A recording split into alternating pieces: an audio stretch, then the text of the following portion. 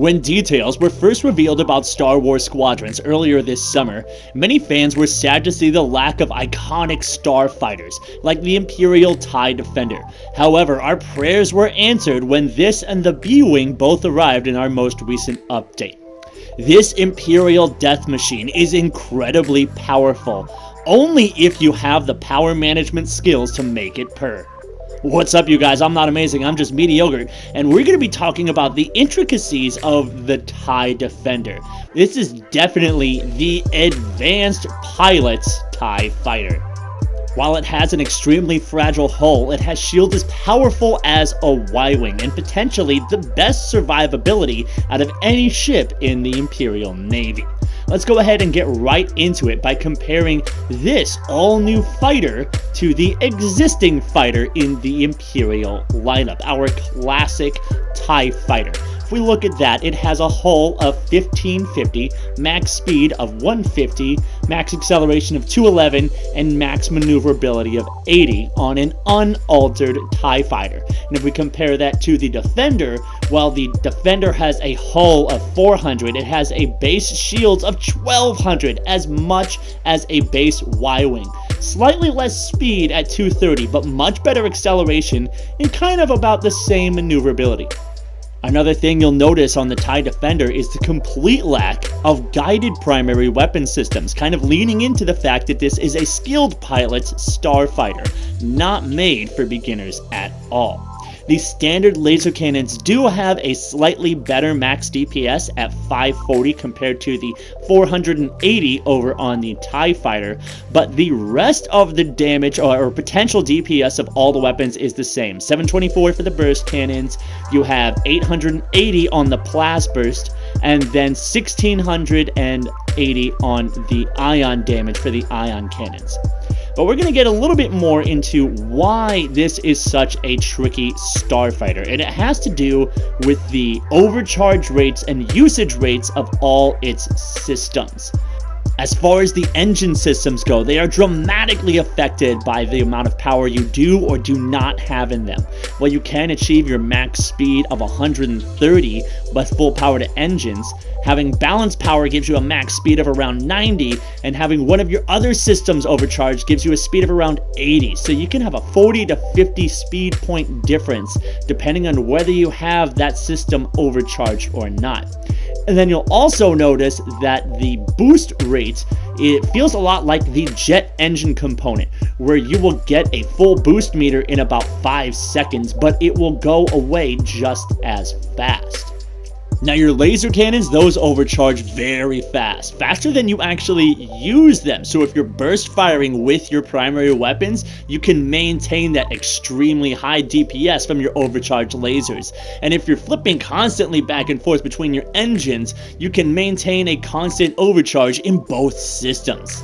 Now as far as the shields go, with the extremely weak hull of the TIE Defender compared to its very powerful shields, you want to be keeping them as strong as possible, overcharging them on a nearly constant basis if you want to survive as a TIE Defender. When your shields go down, it's pretty much a guarantee that your enemies will rip you to shreds in no time. But this is where the new component for the TIE Defender comes in, the advanced power systems.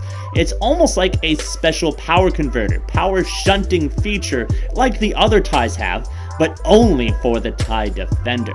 You see, what it does is grant a certain amount of overcharge to whichever system you have maximum power to, or a small amount of overcharge if you have balanced power systems. Definitely don't recommend doing this.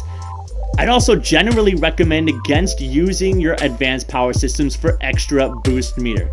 Considering how fast your boost meter charges and gets used, is a big waste of the potential usefulness of your advanced power systems, which are much better used on your laser systems or your shield systems.